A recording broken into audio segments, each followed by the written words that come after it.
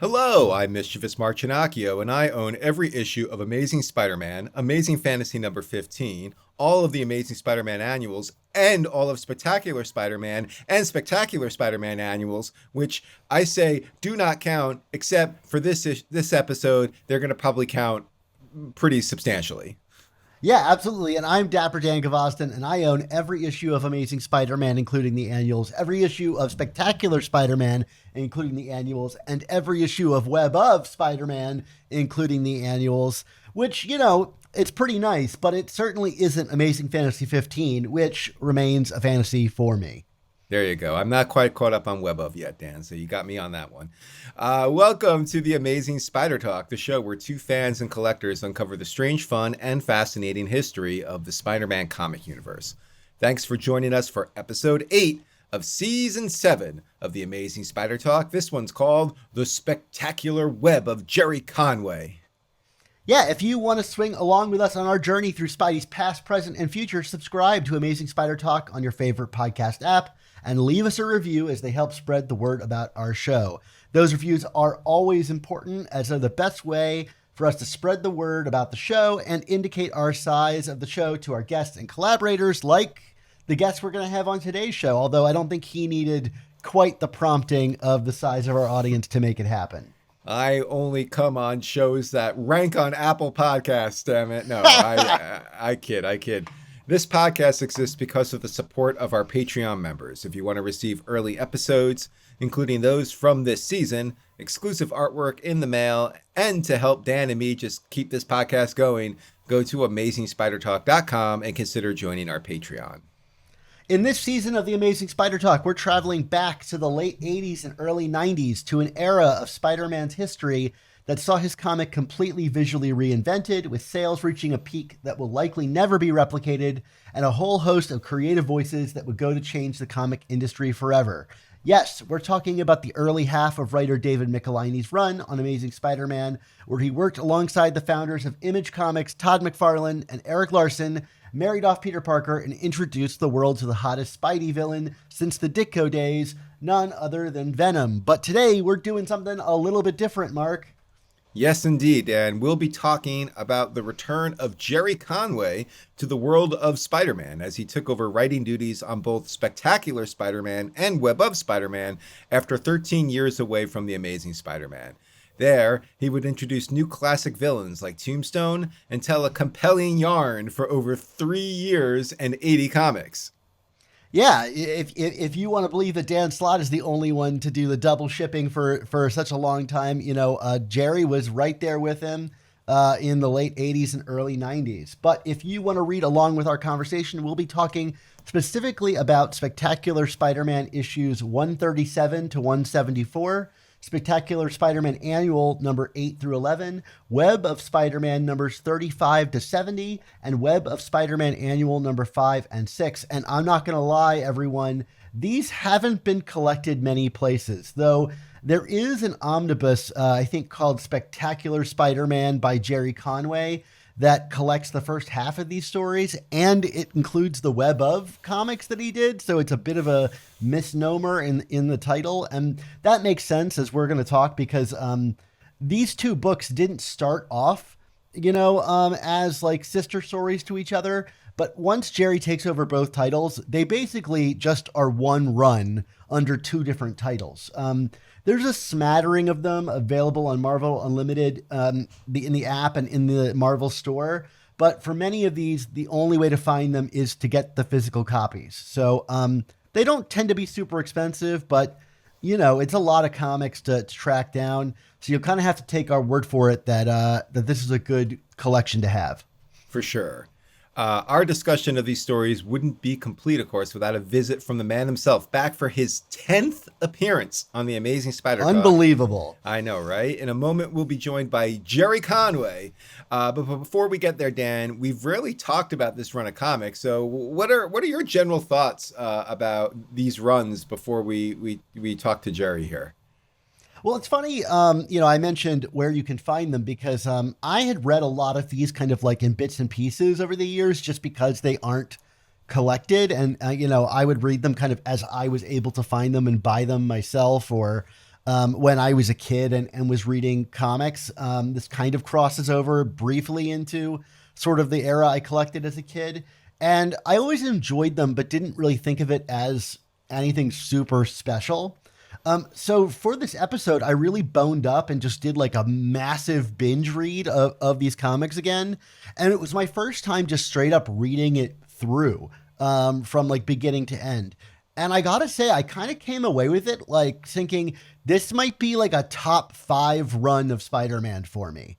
Maybe that's a little bit exaggerative. Like, I certainly like this, I think, more than I like Gerry's run in Amazing Spider-Man. It doesn't have quite the same like peak of like the death of Gwen or anything like that. But this is like absolutely solid Spider-Man comics consistently, where he's juggling like a dozen plot lines and they're all paced really well. It's the kind of lost art of Spider-Man writing that we haven't seen in a bit. And, you know, I think it would be maybe damning it with faint praise or whatever to say like, oh, it's like 70s Spider-Man or like early 80s Spider-Man where it was just kind of consistent, you know? But I think that consistency belies like something much more difficult to pull off. And this is a really, really fun period of solid Spider-Man comics.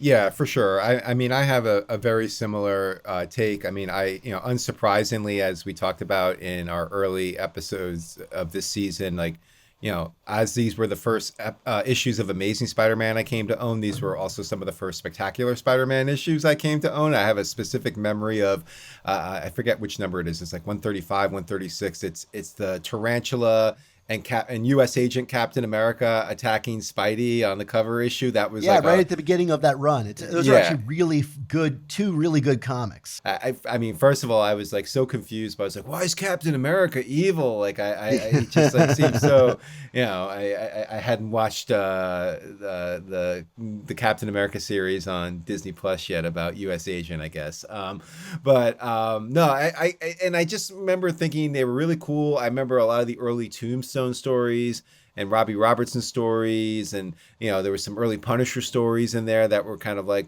my introduction to the Punisher in the world of Spider-Man. So these were really critical comics for me just as a fan of the medium. But then I really did a deep dive on this run maybe about 11 or 12 years ago when I was doing Chasing Amazing. Someone... I used to do those reader request month. I probably did the Stegron issue for you, Dan, because I know that was you did. Yeah, that was always your request. But someone was, I think it was Matt Little, our friend of the pod, who was like, "Oh, talk about the Lobo Brothers stuff," and I was like, "Oh, where's the Lobo Brothers arc?" And then I realized, oh, it's like 30 issues of this ongoing story. Oh, so yeah. So I basically just read the entire run in preparation for that, and like. I was blown away by how strong of a gang war story the Lobo Brothers were. I mean, I know we kind of went at it with the Hines brothers regarding their disrespect of the Lobo Brothers. I mean, even more disrespectful than they were to the Fool Killer. But that's okay. But yeah, like these are just like really smart street level Spider-Man comics with like these long running storylines. The focus is on the supporting cast, whether it's Robbie or Glory Grant or Betty Brand, Flash. I mean, like you could just tell that Gerry it just felt more mature and well organized than his ASM run, which makes sense because he was what, 17 when he started writing Amazing Spider-Man. So like it just it doesn't have the rawness of those books, and it doesn't have like you said, like a standout iconic story like the death of Gwen or the first Punisher or the Clone Saga. And yet I kind of think this is just a stronger run of comics. It's just more tight and cohesive and much more enjoyable to read. I mean, it's by design. It doesn't have the Gwen, major story, because it's meant to be the smaller book. And frankly, I would love for a smaller like Spider-Man title just like this to like reset Amazing Spider-Man, or these days, because it is so counter to every instinct you might have now, and yet it feels so quintessentially Spider-Man. I mean, so many fun stories like Jonah getting replaced by the chameleon. I mean, Yep. all-time great, stuff. It's really fun. If you haven't read this, I recommend you check it out. I mean, how could you go wrong? The first two issues, the first one's got Jesus on the cover. The second one has got Captain America on the cover. All it needs is a third one with a bald eagle on the cover, and it's like super American. I mean, yeah, there you go. No, I think this is a really stellar thing, and I think we get into that a lot with our discussion of Gerry that you'll hear in a moment. And yeah, I hope you guys enjoy the interview. Gerry, as always, is insightful. He's been interviewing with us for 10 years and 10 times. And it's always great to have him on and listen to his insights and recall in the most simple of ways about what it takes to make a good story. Well, now let's meet one of our amazing spider friends. The kind of guy who goes to other friends who recommend. Find out about the things they created. You'll love them so much that you wish you dated. But you're just friends. They're an amazing friend. A friend, a friend, a friend.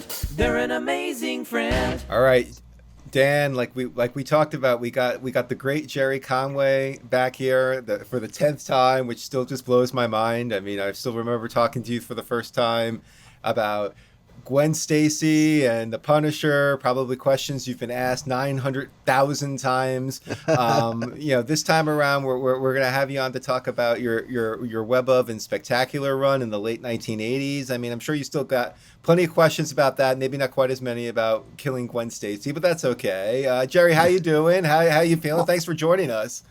Oh, it's my pleasure. I appreciate you guys for giving me the opportunity to talk, Yeah. which is something that I enjoy doing. Well, we like to Amazing. listen. Yeah. Yeah, for sure. So this is a pleasure on all sides here. Absolutely. Well, Gerry, just to kind of kick things off here, given I wanted to ask you about how ballyhooed your first run on Spidey was. You were obviously the replacement for Stan Lee, the first regular writer to take over after Stan. So when you were asked, made the decision, etc., to come back to Spider-Man for Web of and Spectacular, I mean, what were some of the emotions going through your head at the time when you got this opportunity? I mean, was this kind of a back for vengeance, or I'm gonna do something completely different, or bittersweet? Like, what were you thinking coming back to Spider-Man for the first time? Well, it's actually, I felt a lot of gratitude. I had been having a bad spell writing wise at DC, and I'd left them really demoralized. Um, and I was brought back to Marvel. Actually, I approached Marvel. Um, well, did I approach Marvel or did they approach? Anyway, I came back to Marvel and I started off with Thundercats, um, which was a lot of fun. Mm. Um, and after I had sort of proved myself to Jim Shooter, um, Jim Salicrup asked me to do Web and Spectacular. Mm. And I thought about it and I thought, what would be the way for me to do this um, without stepping on the toes of what was going on in the main book? And amazing. Uh, so I decided that my object was going to be to focus on the supporting characters Mm. and to give them room to tell their stories and to have stories be told about them. Um, that was really my approach. The other thing that I wanted to do was something I had done with Batman when I was writing both Batman and Detective Comics. The attempt was to make continuing stories cross over Mm. the two books. So that was, again, part of my approach to Web and Spectacular. And I've got to give Jim Salicrup props for this because he was a big booster for me, and was willing to work with me on that type of idea, which Mm. could have been a lot of trouble for Right. for an editor, because things. I mean, anything can happen that could throw that off, and once that's thrown off, it's it's out the window. Mm. So that was kind of my approach. Gratitude that I was able to come back to those books, um, in a humbling sense, that I had learned a lot as a writer uh, in the intervening years, and I wanted to bring that to those books. Yeah, I want to ask about that specifically. It was 13 years, between Amazing Spider-Man and you coming onto these B titles, which, I don't know if you had any hesitation about them being not Amazing Spider-Man, but like, what do you feel like? I mean, you were still young, right? You're younger than everybody involved in this conversation, yourself included, obviously. But like, what do you think you like brought to it? Not only as like a more advanced writer, but as someone of an older age coming to, a famously youthful character. Right. Well, I've always written Peter Parker as uh, myself. In other words, what I was going through, how I was feeling, what I could bring to it from a point of view that uh, met Peter. Um, so uh, my approach was to kind of put myself in the shoes of someone who'd been doing this for a while, um, was still somewhat uncertain of himself, um, knew he had lessons to be learned, which think is an important development for anyone, um, and a bit more grown up than he had been when I was writing him as a late teen, early 20 something. Yeah. Uh, Peter's age has always been kind of um, amorphous. After he graduated from high school, it all gets pretty Yeah. vague. Um, I'm not sure now how old he is. I wouldn't presume, because it's been up in the air. I mean, to have accomplished what he supposedly has accomplished, he'd have to be in his mid 30s. Um, and at that point in my life, I was in my mid 30s, um, trying to make a new self. At that point, I was, as I say, recovering from a very disappointing experience at DC. Um, so I think I've tried to bring that to Peter. As I say, most of my focus was on the supporting characters. So that gave me the opportunity to use different parts of my own experience, um, and my own failures and successes. Mm. It is an interesting point in like Peter's life that it finds him not only married but like kind of navigating a new role for himself, whether as an author for webs or, but like he's kind of homeless for a bit there. Like, do you feel like any of that kind of feelings of failure or Of not course, not yeah, finding a home at not finding a home in DC found its way into writing the character? yeah. I always bring a lot of myself into my writing, um, and particularly as I said, I was going through uh, a rebirth. If you Yeah. want to say anything, um, and with both Spectacular and Web, I explored those feelings, of disorientation, and which I think a lot of people go through in their mid 30s. It's like this is Yeah. time to grow up. This is it's time to get your crap together. Yeah. Um, and that was kind of what Peter was doing. But he was doing that in amazing. Yeah. And to a large extent, I tried to, keep separate from that and focus my attention, on the subordinate characters. Um, now, what happened behind the scenes that resulted in you taking over both Web of and Spectacular? Was this like a thought to do a double publish and then just have your stories continue under one title? I mean, I guess what was kind of Well, the thought behind that? what I liked about working with Jim Salicrup is that he was always pushing boundaries. Hmm. He was very supportive, and when we talked about that approach, he was full on. Let's do that. Um, it solved problems for him and created different problems. So it was something that I think he enjoyed, um, the potential for disaster. Uh, so to that,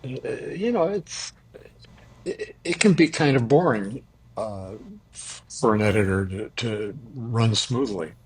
Fortunately, we ran pretty smoothly. Um, Behind the scenes, I don't know if he had any issues with Mitchell-Laney's work, but he was supportive of that.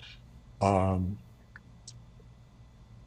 it was an interesting time for Spider-Man in general. I mean, it was a transitional period, um, from a certain kind of Spider-Man story to a different kind of Spider-Man story. Yeah. Yeah. Um, when Michelinie, I think, brought some more adult uh, material to the book, uh, and then Straczynski came on, and took it even further.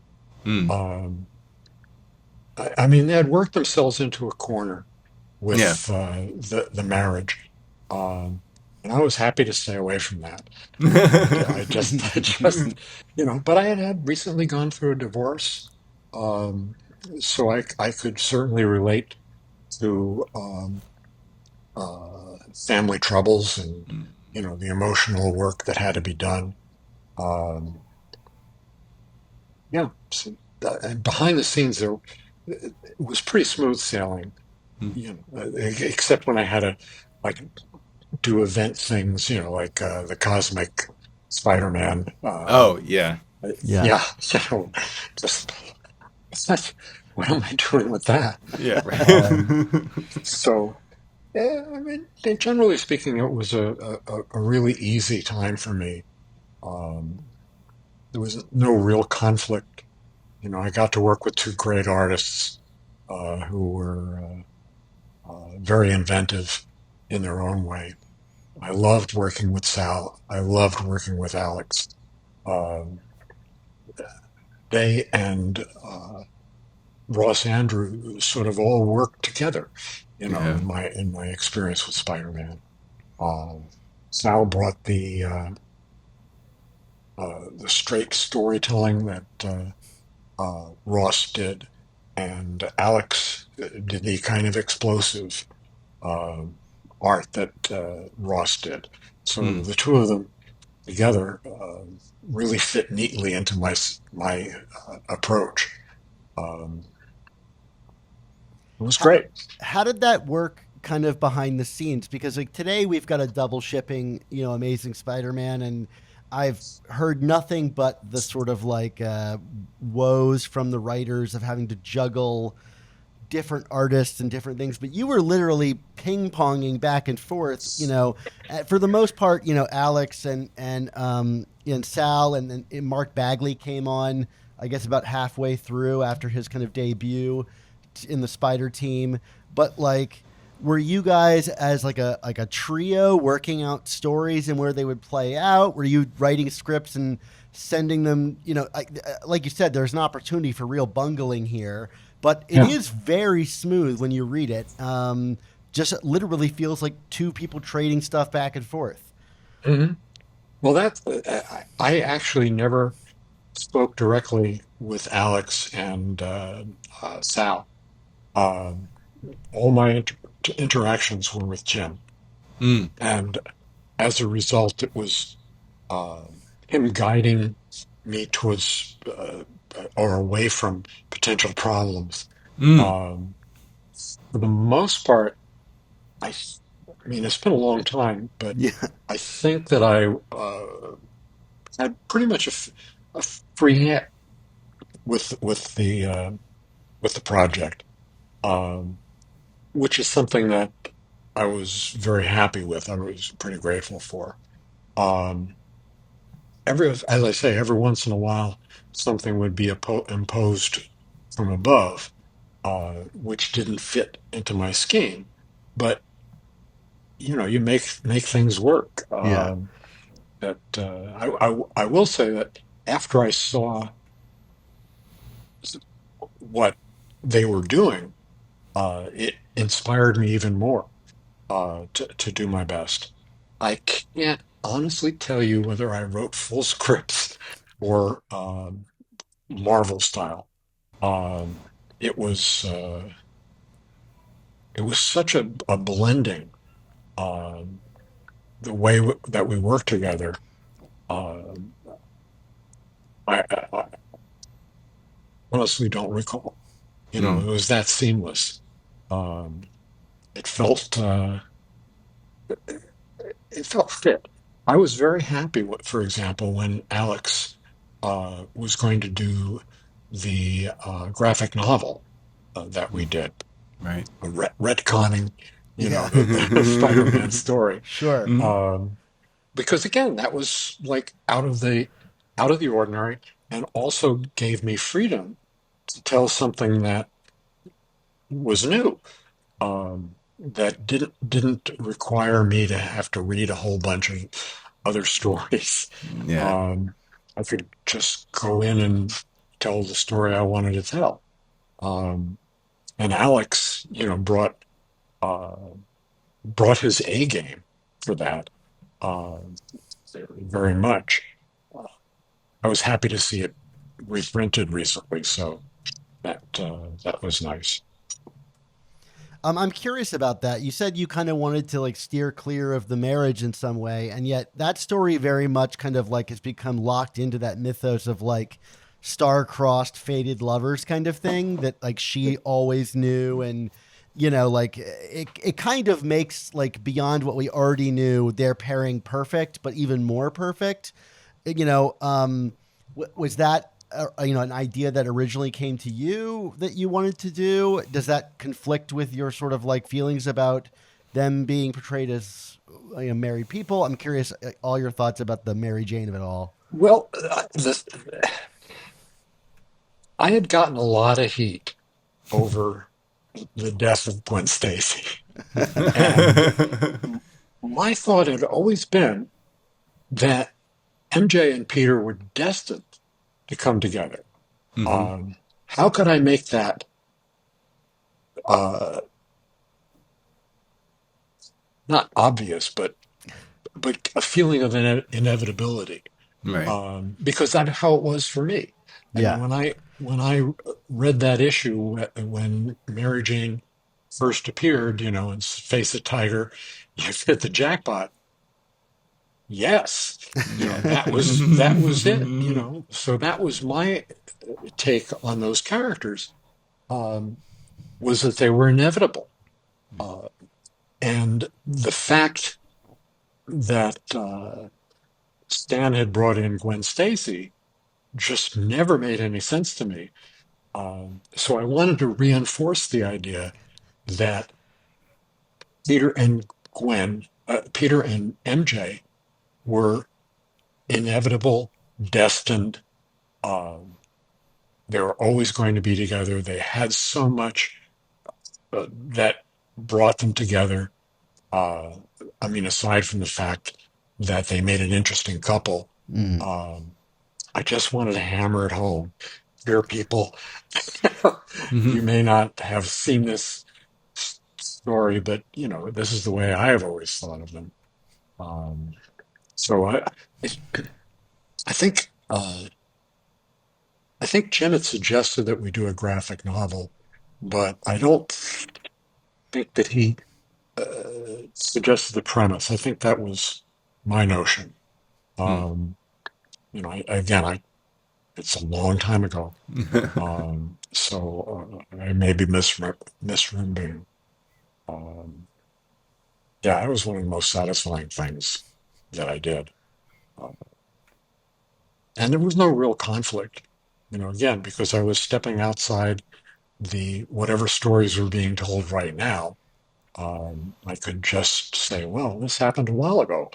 Yeah. Um, this is why that motivated me to write that story in the first place with Gwen's death was to clear the path.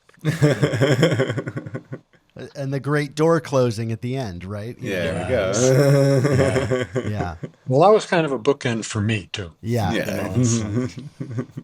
It's Now, one of the first big characters you created in this run, of course, was Tombstone in Web of Spider-Man 36, and you've talked in the past about your penchant for like mob, gangland, street level villains. So, what was your thought process with Tombstone, especially since he had such that distinctive look? And just character. I mean, it's very different from what we were getting in the '60s and early '70s with these street level characters. yeah. Well, one of my influences for developing the street level villains was Chet Gould and his run on Dick Tracy. Mm. Um, he would create these villains that were visually distinctive and sort of their visuals took them away from the ordinary. Um, I mean, my first attempt at that was Hammerhead, Mm, and I wanted to follow up, with a character that would be challenging for Spider-Man uh, as a villain, but would also be distinctive and validate the idea of a worthy opponent being a street level opponent. He's got no powers. He's strong. He's big. Um, his distinctive feature is that he's an albino black man. Um, I thought that was yeah. cool. So, I get motivated by wanting to do things that look cool. Um, Where did that come from? Do you know? I don't really know. Yeah. I mean, I think I came up with the name first and then built it from there. Mm. That I wanted to create a character called Tombstone because I thought that's a cool name. Yeah. And then how do you make that? What does that look like? Well, a tombstone looks white and grayish, and it's imposing.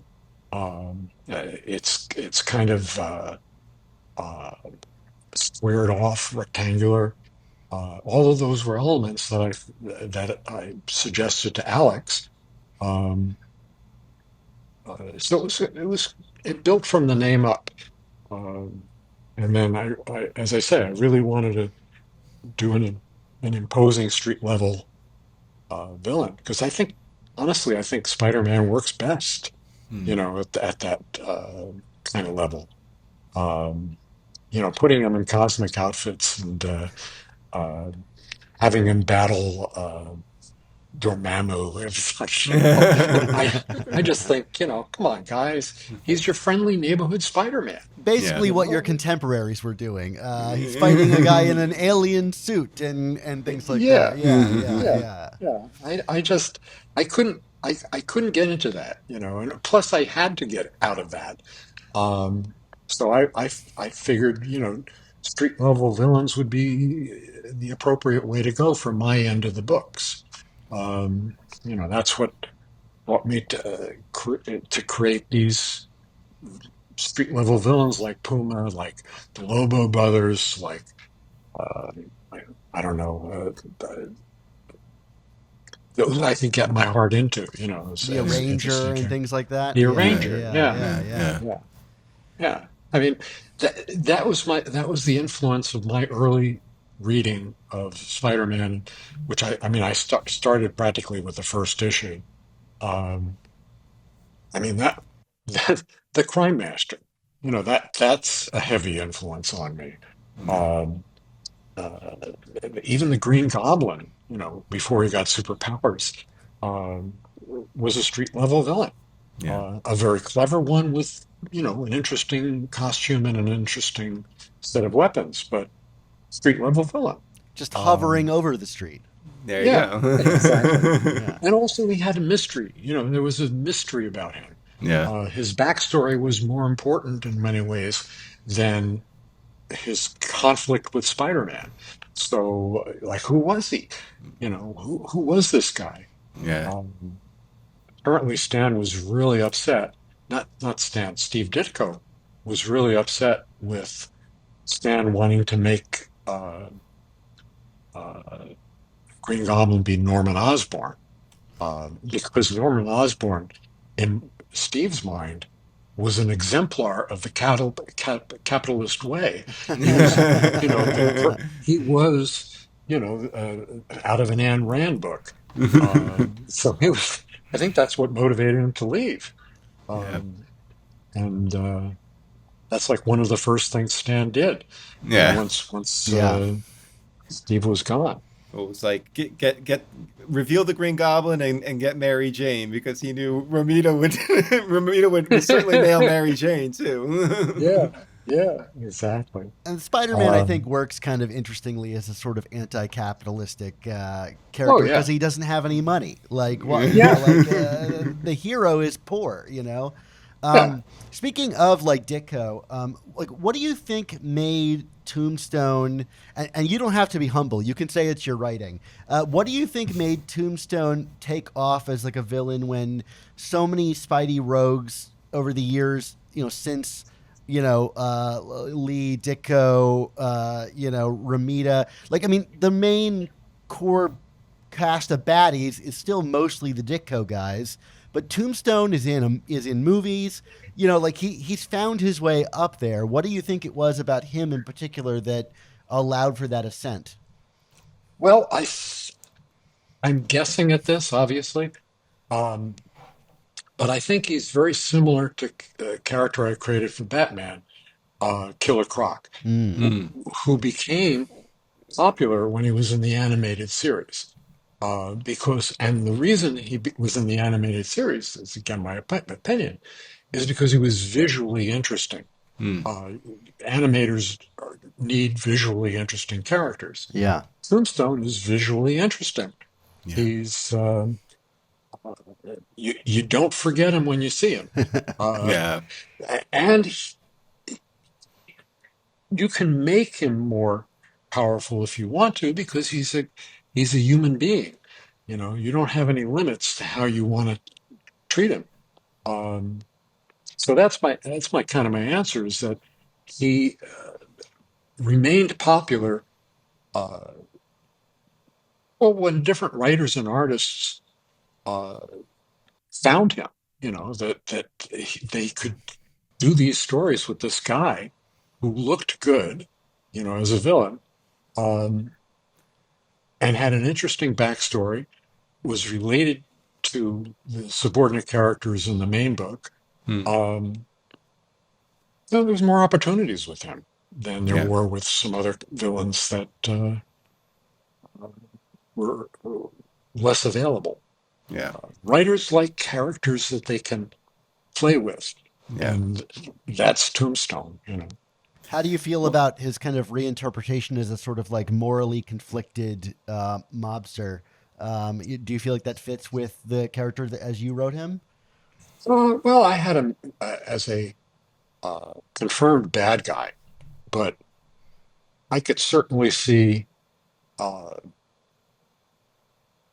I could certainly see that he would go in that direction after he had finished his business with Robbie Robinson. Yeah. Um, that was kind of what was driving him when I was writing him. Maybe he found Um, God with the Amish. could be. I honestly, I don't try to get into other writers' heads, Sure. Yeah. so I don't know. But I think that the idea of him being morally conflicted makes him more interesting. Yeah. Agree. It's a way to write the character. it's like Frank Castle in The Punisher. Yeah. He's a Rorschach test for each writer that takes him over, like Batman. This is why Batman is a popular writer, popular with writers and artists, obviously, um, because there's so much there. There's so much that you can do with him, um, and maybe that's what's driving it. Now you just alluded to obviously the Tombstone's feud with Joe Robbie Robertson, and So and yeah, and this was such. I mean, this is one of my favorite parts of the whole run. I mean, it's obviously a central part of Tombstone's character. I mean, where did you concoct this? Like, this is like I have to no make to, idea. yeah. I think, well, I wanted, again, I was focusing on subordinate characters, and it occurred to me that nobody had done anything much with Robbie since his introduction. I mean, he was basically treated as the black guy. You know, Yeah. he was, see, we got one. Yeah. Yeah. Uh, so that was kind of their approach to him. Uh, so when I was thinking of possible storylines, the idea of digging into Robbie's past and then tying that to the villain seemed like a natural way to go. Um, but you ask writers where they get their ideas. I tried to build them out from what I know about the character, Yeah. what I feel about the character. Um, Felt Robbie deserved a story, Okay. so that So you're about was. to say Robbie deserved to be tormented that way, or Well, that makes for an interesting story, doesn't it? for sure, I mean, Yeah. for sure. it's like the past comes back to get you. Yeah, exactly. And with that story, and then the other one that I always think of this run is the Lobo Brothers gang war. You had these two very like long running, slow burning storylines where they weren't like I wouldn't put them as a proper arc because they were spread out, and you would maybe take an issue or two off and then go back to them. But they were very long, simmering storylines, and Dan and I were talking about this. You don't really see that in the comics anymore, and I'm just kind of curious and you alluded to this earlier too with how you worked with Jim Salicrup, but just from a storyline management standpoint and like the creative process and doing these little slow burn multi-part stories that go on like this, like what is the process for the writer here in terms of like keeping balls in the air, keeping track of all these different storylines, knowing when to come back, like that whole orchestration of it? Well, part of it, when I first started writing for Marvel, I was very young and I didn't know what I was doing. But one of the things that I had noticed that Stan did was he left breadcrumbs for Hmm. himself. Um, and I thought that's a good idea. I'll just create some interesting moments with uh, with no idea of how I was going to tie it up. Sometimes it worked, and sometimes it did not work. By the time I was writing Spectacular and Web, I had a better idea of how to manage something like this. But mostly, it's a gut feeling thing. Um, I used to, when I was writing movies with Roy, um, we would we would work on a plot, and I I didn't analyze it so much as felt my way through it. Um, this feels right. This doesn't feel right. This works. This doesn't work. Um, and as a result, I mean, I really was writing on my gut, um, but I had more of a handle on how to proceed. And with that gang war story arc, I knew that it was going to explode at some point. I knew that I was going to get there. I wanted to build up anticipation with the readership. Um, I wanted to have something to go to next issue if I Mm. had to. And as a result, I would toss some breadcrumbs, that I could pick up on later. Um, Sometimes with a plan, sometimes without a plan. Um, I think, I really admire writers today who plan out 2 years worth of storyline. Yeah. Um, but for me, that's impossible. I need to surprise myself as much as anything else. I also need the characters to tell me what they want to do. Um, it's one thing to impose a structure, and it's another thing to like lose the opportunity to improvise. Mm. Um, you were talking about how they don't uh, let things simmer, Yeah. anymore.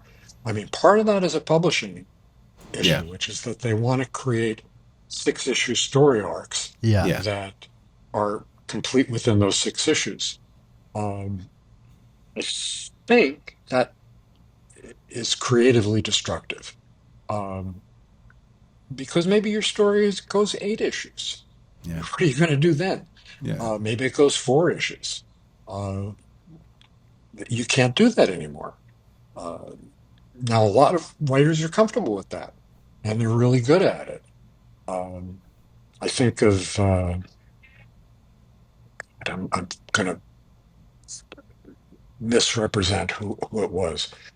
Court of Owls. Who was that? Oh, Scott Snyder. Scott. Yeah. Yeah. Scott Snyder. Yeah, that was a great run Mm. because he put breadcrumbs out.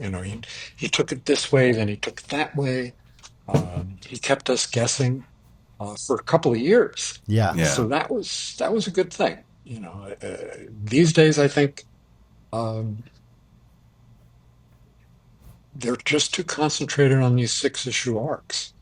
Um, I mean, when you think of Batman New Villains, uh, that's pretty much it, right? I Yeah. mean, Court of Owls Hmm. is like the most inventive thing that's happened in Batman uh, for over a decade.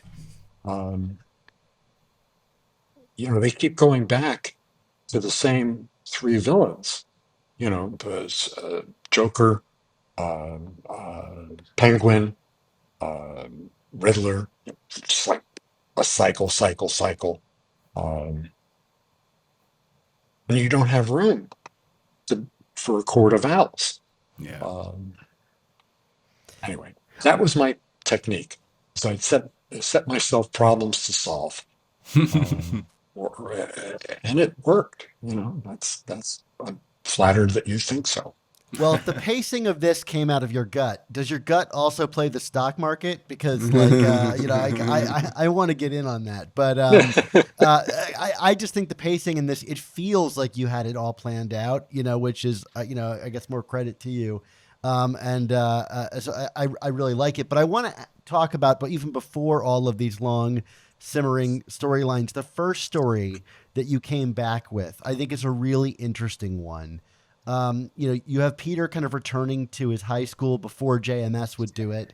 And what I think is interesting about this story is it kind of reinforced the element of Amazing Fantasy 15 that I think gets underplayed, specifically Peter's desire to get revenge and hurt others, even before getting his powers, and definitely before learning the lesson of Uncle Ben's death. And you smartly do that by kind of having Peter observing someone that is like him, who takes a different choice, and goes a different way. I'm curious, like, why start with this story in this new run? And do you think that this element of Peter's character, this sort of like anger or revenge element, is kind of under-examined at the time? I mean, it's come up many times since then, but to me, this kind of like is the first time I've seen someone kind of put their finger on it like so precisely in the Hmm. pages of Spider-Man comics.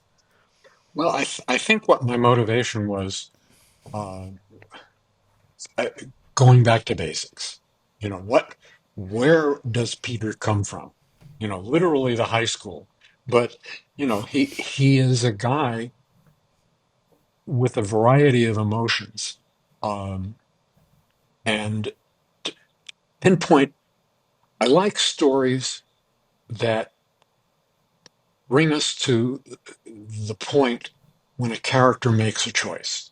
That shows us that it could have gone a different way. That, as I was saying, going back to basics. What if? It's that Peter I could relate to at that point in my life was a Peter who was facing choices, making decisions about his life, um, recognizing failure, recognizing strengths. Um, and this story was just how I found to tell it. Um,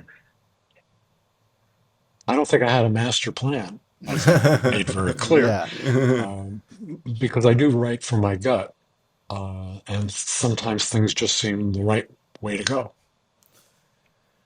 Now, the other thing about these stories is, many of them they're a really nice reflection of the culture and of the time. And, I'm thinking of the tarantula and skinhead stories and how they reflect, immigration and race and identity crisis in the U.S., which, seemed timely then, probably even more timely now. And It never ends. Yeah. well, right. And I was going to say, like, what were your thoughts on creating these kinds of stories then, and what are your reflections on them now, in the world in which we live, in terms of these things? Well, I was raised with a very clear identity as a as a member of a family of Irish immigrants. Mm. Um, my mother was a first generation Irish immigrant, and she would really impose on me her understanding of the Irish uh, immigration issues. Um, there used to, I mean, I keep these things in my head forever, apparently. Um, but she would tell me how when she was growing up, there were still signs at storefronts, uh, saying people wanted, jobs wanted, Irish need not apply. Yeah. Wow. And this made a real big impact on me because it made me identify with immigrants in a way that, I think a lot of people forget their immigrant roots. Um, it's pretty amazing. Um, so it's always been in the back of my mind. Um, we have a horrible history of treating immigrants poorly. I mean, really poorly. Um, we've passed laws uh, basically outlawing Asians. We've we've ex- we even called it the Asian Exclusion Act. Yeah. Um, we actually did not have immigration policy until the 1920s. And the first thing they did was limit the amount of Italians who could come in to the Yeah. country, limit the amount of Greeks, and just anybody who was dark. Um, it's just fucked up. Yeah. Among the many things that Lyndon Johnson should be remembered positively for, uh, was passing the Immigration Updating Act in the 60s that took away a lot of that stuff. But here we are again. Yeah. We were there when I was writing these comics in the 70s and in the 80s, and it's um, an ongoing issue. I mean, for a country that's basically built on immigrants, we are so hostile to Yeah. immigrants, and it's going to bite us in the ass. My grandmother was an Irish immigrant, and she washed floors as a caretaker or whatever at Hunter University in New York, Hunter College in New York. And that's how she paid for the family. You know, she raised the family on that. Uh, she gave my parents the money that they needed to buy a house. Um, she was there for them. Um, and when my younger daughter was a kid, we had a nanny for her. And she was a Guatemalan uh, immigrant uh, who went through the whole documentation thing. And her kids were first generation uh, Americans. And I remember talking to her kids, and I said, you know, I admire your mother so much because she's my grandmother, and you're my mother. You know, this is this is very close to home. Yeah. Um, this is the reality, and so I've always had that empathy um, and that understanding that this is difficult. Yeah. Um, I was So, really I was really touched by your story, your tarantula story, when I reread it this week. My father is an immigrant from Brazil, and you know it's been really important to us. My father like gives away free time to teach English to immigrants. And so immigrants have been a huge part of my upbringing my entire life, and one of the things that comic in particular emphasizes is the fear that people feel of, being rounded up, and the words you use to kind of reemphasize that fear, I found really moving reading it this week in context with the news. And we're not a political show, but like it did impact me. And the fact that you end the story by, putting up the quote, of the poetry from the Statue of Liberty in a week where, French politician is like, you ought to give the Statue of Liberty back to France. Reading that now, it felt like still I could hear you from the 80s, like, bemoaning America's stance on this. And it made me sad that like it still feels just as relevant as it did in the 1980s when you wrote this. But it meant a lot to me to read it this week. And I guess it speaks to the power of like art to live on and the reoccurring themes that we all experience in our lives as Americans, as citizens of the earth. I guess to turn that into a question. How do you feel about kind of expressing whether it's your politics or feelings about the world through a character in series like, Spider-Man? You don't do it all the time. Like a lot of your stories are apolitical, or they're sort of like, Hammerhead or, whatever. Like yeah, it might stand in for something, like Spider-Man fighting the Vulture might be, about Peter fighting against the, elitist older figures in society that know better than him. But sometimes you get really direct, like the sort yeah. of the skinhead issue is like very direct. How do you feel about using a sort of fantasy character like Spider-Man to then be a platform for political arguments or statements about being kind to other people, but with a more direct political tinge? Yeah. Well, I hope it's done well, and that it mm, stands as a story, whether it's political or not political. That there's heart in it, that there's emotion in it. Um, so I don't want to lecture, even though I'm probably lecturing. Um, Stan used to do the same thing. He would do these stories that made a point. Um, they were I Stan, for all of his faults, was very much a progressive um, liberal, of the old school. Um, he had kind of naive sense of what was supposed to be right, but that's where he was coming from. And I think I tried to follow in his footsteps, and tried to use that platform um, occasionally for, deeper meaning stories, um, and more relevant stories.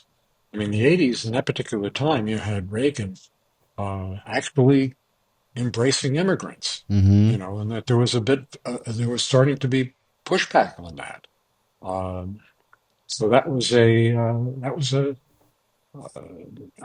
something that was in the air. Yeah. Um, so yeah, I think if you're telling a good story, that's your first obligation. Um, and then if you have a point to make beyond that, sure. Yeah. Your Rocket Racer skinhead story feels very much in line with the sort of like Stan Lee Crisis on Campus, story that kind of brought in the sort of Martin Luther King, Malcolm X, parallels there. Like what kind of activism is good activism, and I liked watching Rocket Racer's kind of evolving tone about do you meet violence with violence or not. I am curious about the story with Christy and her kind of bulimia. I guess I'm curious where that character came from and like why you chose to kind of address eating disorders and the like at the time. Well, I was actually, I don't know if you're aware of this, but I was huge. I was 300 plus pounds. And I had started going to a 12-step program for eating disorders. Oh, And at that uh, uh, at that venue, uh, I met some bulimics, that were really struggling with this. Um, and I, I wanted to tell that story through, the experience of Mary Jane's cousin, niece. I forget what she was. Um, so it was a personal issue for me that I felt could make an interesting subplot, for readers, and maybe help some readers, yeah. who were struggling with their own issues. Yeah. Um, so several of your original creations that you came up with during Amazing Spider-Man in the 70s, they returned on the spectacular run. You had Punisher, Hammerhead, Tarantula, as we just talked to. So how excited were you to kind of get to work with these guys again? I mean, was it kind of like rediscovering an old friend, or was it like when you knew you were coming Yeah. back, were you like, I have to have these guys in this Oh, in this well, book? Hmm. again, I was trying to use material that was not being used in the main book, and a lot of these characters were, had fallen by the wayside, or just weren't being used very much. Or were I killed by mean, Roger but Stern. yeah, exactly, exactly. So it was an opportunity to play with some old friends, and maybe make a better adjustment to the character than I had originally. Because when I was a kid, I saw things fairly simply in black and white, and as a uh, middle-aged, 30-something adult, um, I recognized that there was more nuance. Yeah. Um, and I really wanted to tell those stories. I just, well, I mean, I particularly liked Tarantula. I always felt that he was underused. Yeah. Um, I mean, a guy whose major thing is that he has spikes on the tip of his shoes. I mean, who could not love Yeah. Yeah. that? I'm I, How do you I'm always a walk? huge fan of Tarantula.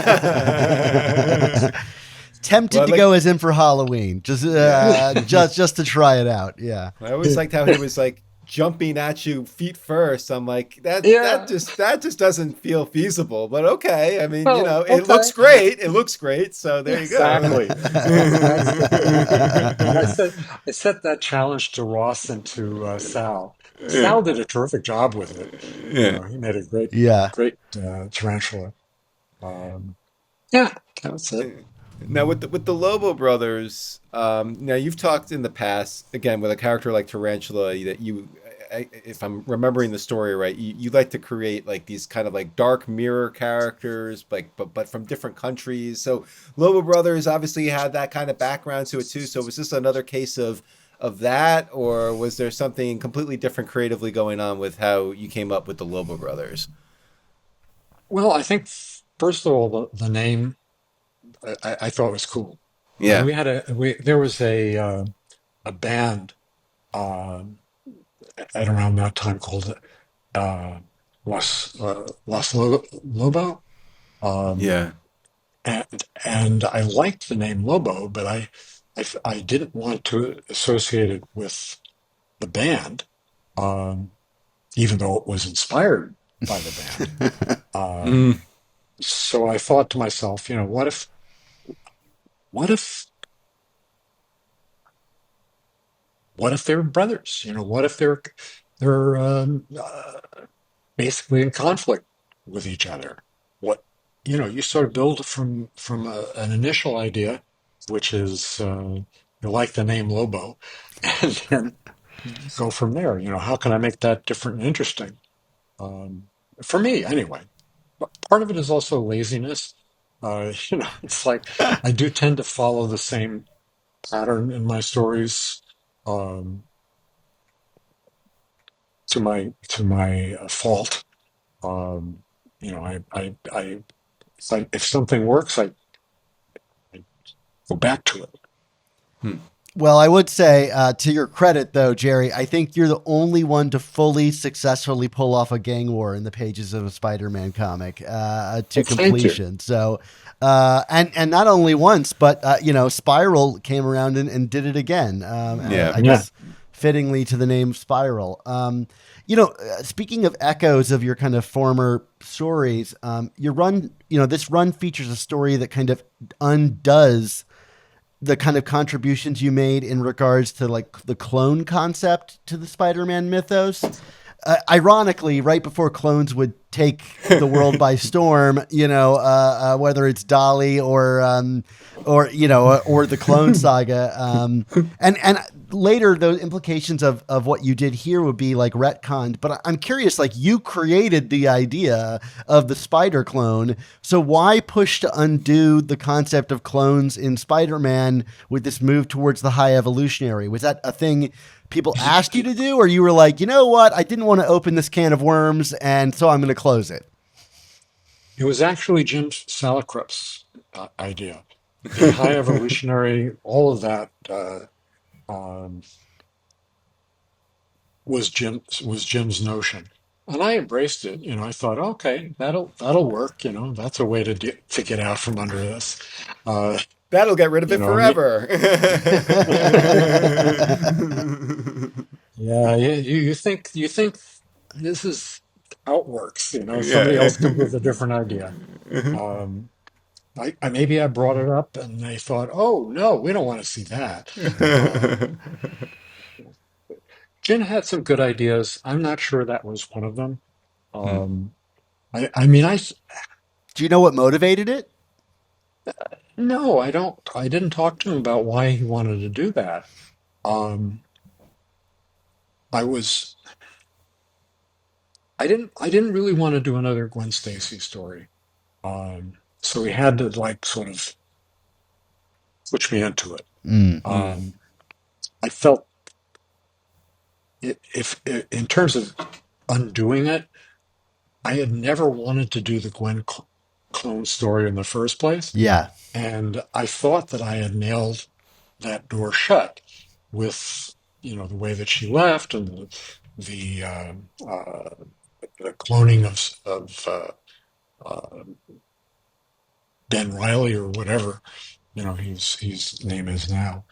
Um, and this just seemed to me like opening an old wound for no particularly good reason. Um,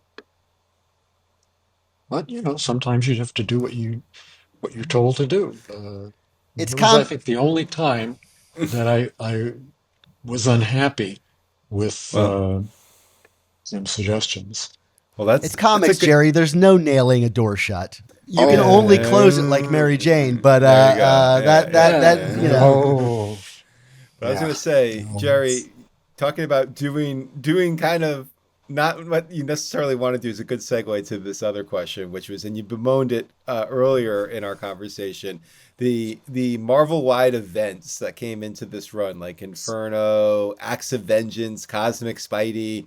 Um, how challenging was it for you to have to incorporate this? And maybe I think the bigger question is, was this kind of the origin point for the industry in terms of just pulling, saturating comics with these events and making all these big crossovers and stuff? Because there were some crossovers before this, but it feels like this was the era where it really started to percolate in terms of, well, we needed this and we needed that. well, it was following on the heels of Secret Wars. Right. That was the big event, which ironically was prompted by a toy company. Right. Um, you know, um, and because that was so successful, let's do it again. Let's do Right. it again. Let's do it again. Let's make our entire line, Yeah. doing this every 6 months now. It's like, God, awful. Um, yeah, it was very painful to incorporate. Um, I hadn't even remembered Acts of Vengeance until they published an omnibus of it. I had blocked that out of my mind. Yeah. Um, again, this is a job. Yeah. It's you gotta do what people ask you or leave.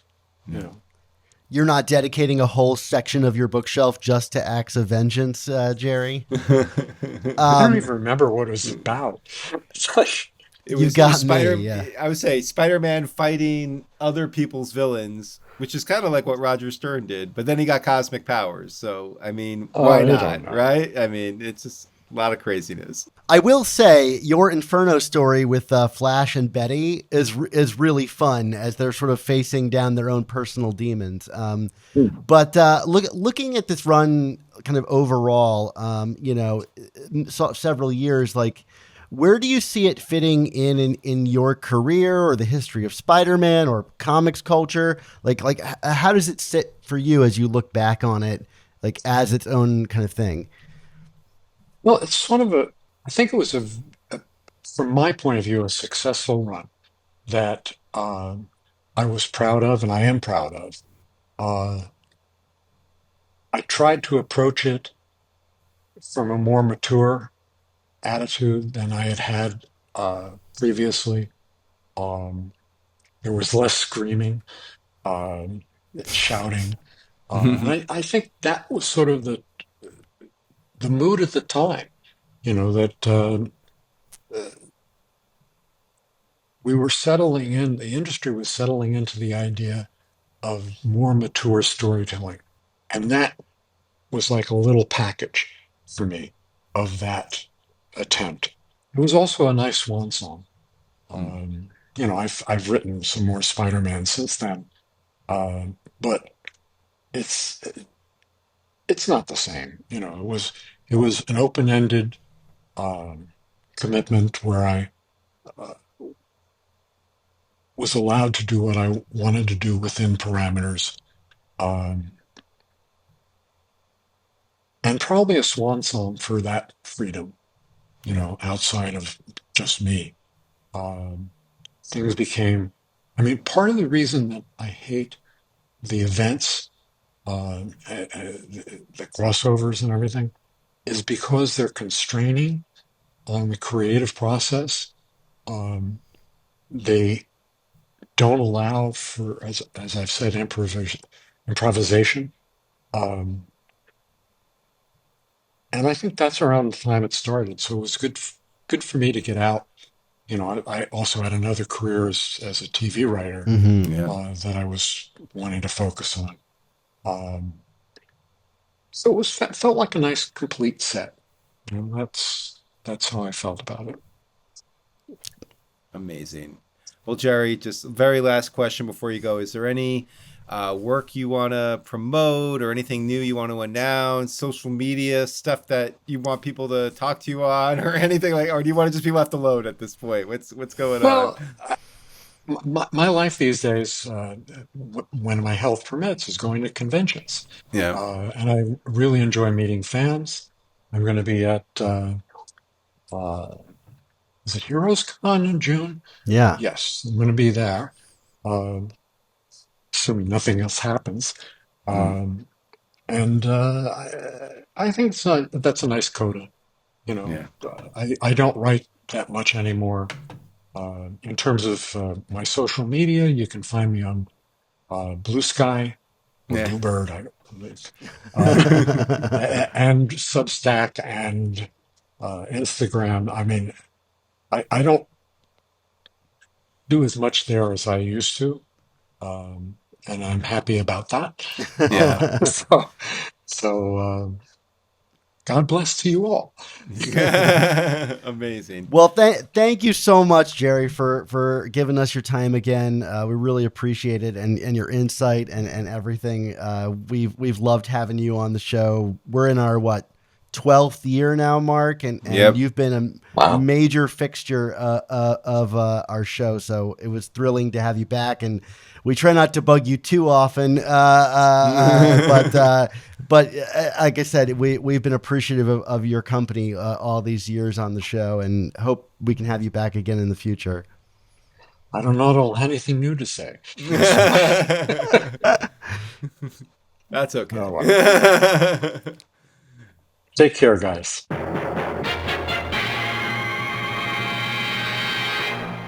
All right, Dan. Well, thanks again to Gerry Conway, who's just his always wonderful self on this. It's funny how at the end there, Dan, he referred to his run on Spectacular and Web as kind of like a coda for him, even though he obviously went on to do a lot more writing. But it kind of felt like an end of an era for him. And I got to say, I hope we have opportunities to talk to Gerry over and over again as we continue on with our show. But there's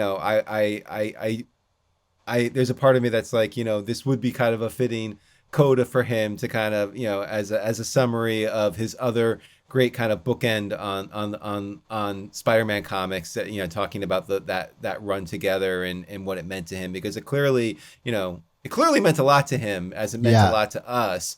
But it's kind of nice to see that, like, he still holds it in such high regard. You can tell he's very proud of it, the way he talks about it. Yeah, and isn't kind of like broadcasting that to everyone,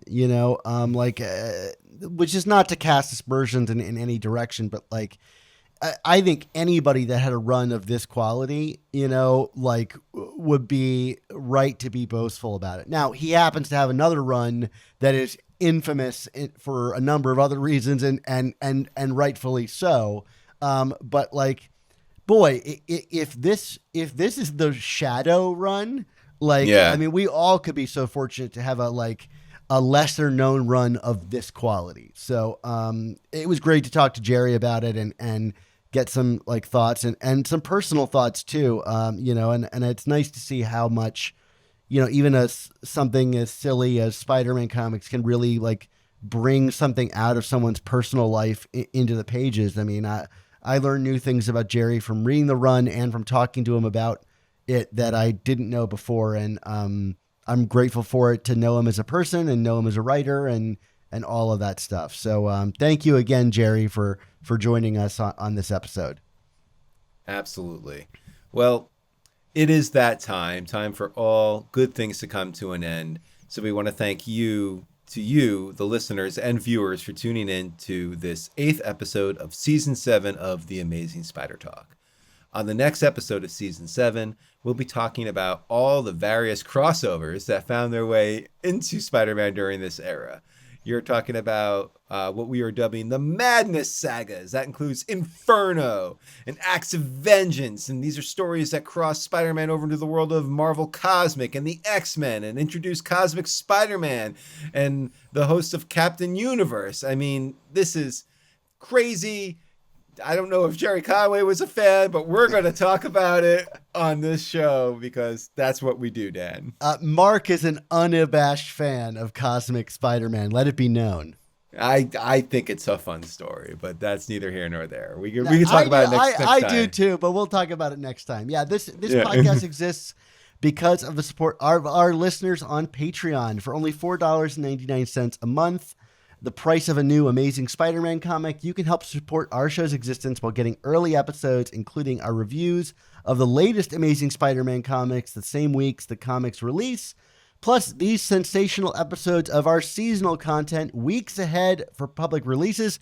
I will admit, this episode 8 came out like 2 months before the rest of the world got to hear it, so jump in on that. You'll also get exclusive artwork in the mail and a ton of other bonuses. So thank you to everybody who already supports us and our work. If you value Smart's comics criticism and historical analysis, we hope you'll consider supporting us on Patreon. What we do on this show is admittedly niche. Still, we feel that we offer valuable commentary and model fair methods of criticism for a character and medium that deserves a greater consideration and thought than it typically receives. So if these discussions and interviews are valuable to you, we can only continue doing what we do with your support on Patreon. So, Mark, until I spill a bad batch of Spider-Man's latest web formula on my head and turn into a horror movie monster, the Blob, what's our motto? With great podcasts, there must also come the amazing Spider Talk. Don't miss the next installment. Spider-Man seems a web.